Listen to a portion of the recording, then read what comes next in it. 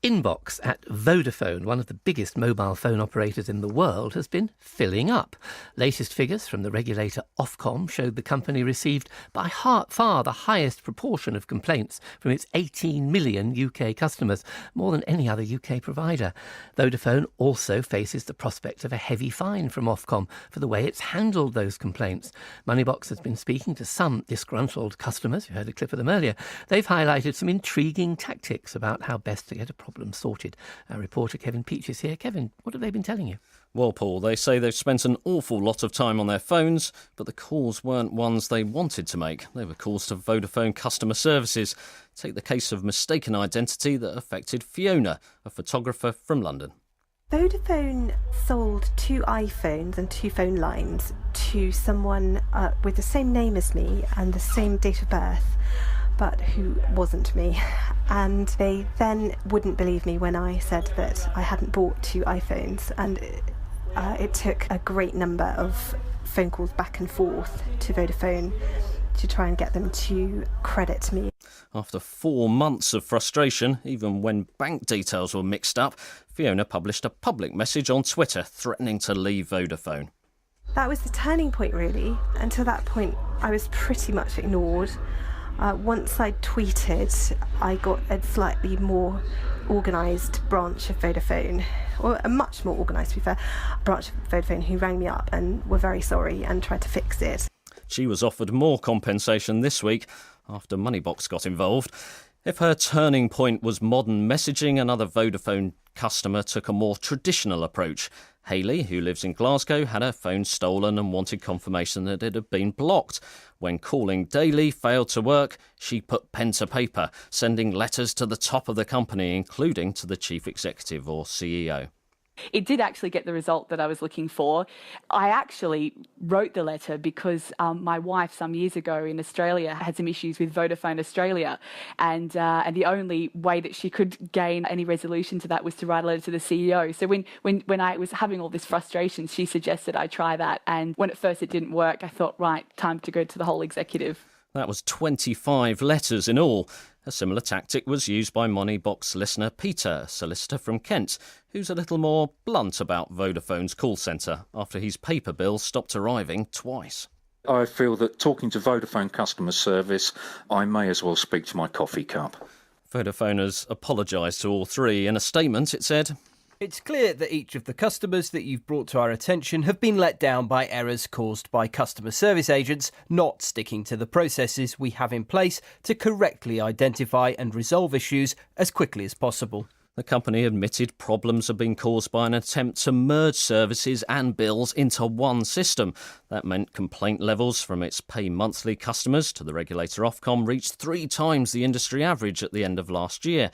Vodafone also faces the threat of a hefty fine from Ofcom for the way it dealt with complaints over the course of 2 years and for failing to write to customers when their complaint wasn't resolved within 8 weeks.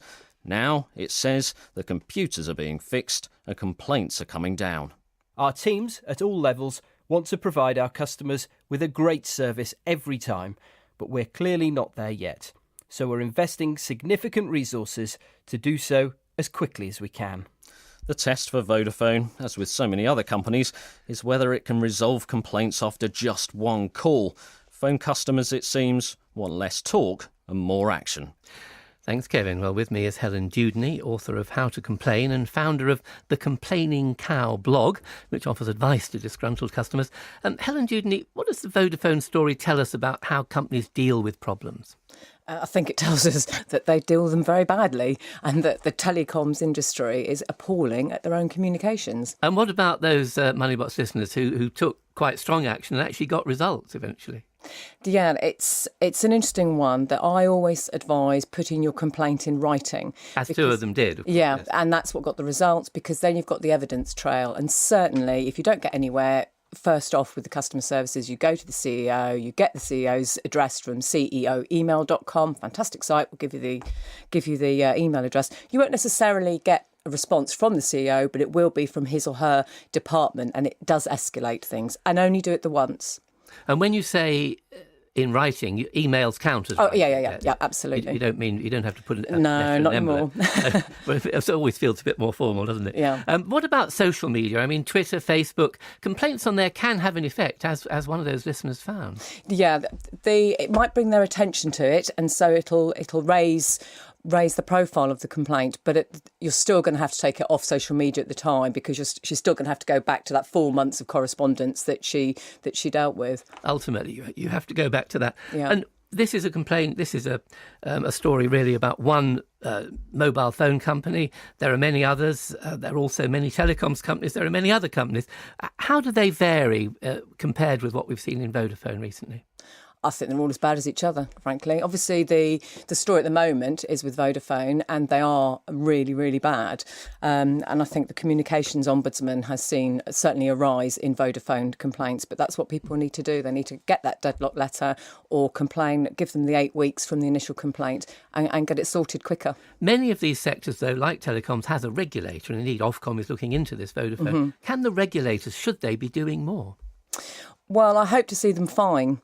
That's what they can do. That seems fairly imminent in Vodafone's case, so it's being considered. It does, yeah. So people need to remember, though, that they although they can complain to Ofcom, and Ofcom will take on board all of those complaints, they won't deal with individual complaints. You need to go to the Communications Ombudsman to do that. Yes, and of course there are now ombudsman, or at least alternative dispute resolution procedures for everything, aren't there? Whether it's a local shop or a builder or a telecom company. Yeah, I think people aren't aware of other ombudsmen. There's a furniture ombudsman, dispute resolution, there's property, as well as the finance and energy, obviously. And briefly, what do you find from your experience that complainants want? Do they want compensation? Do they want an apology? Or do they just want something to happen very quickly?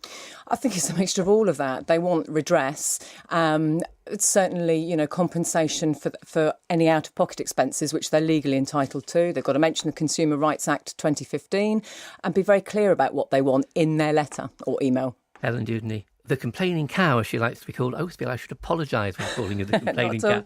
But Helen Dewdney, that's your brand. Thanks very much for coming on the programme.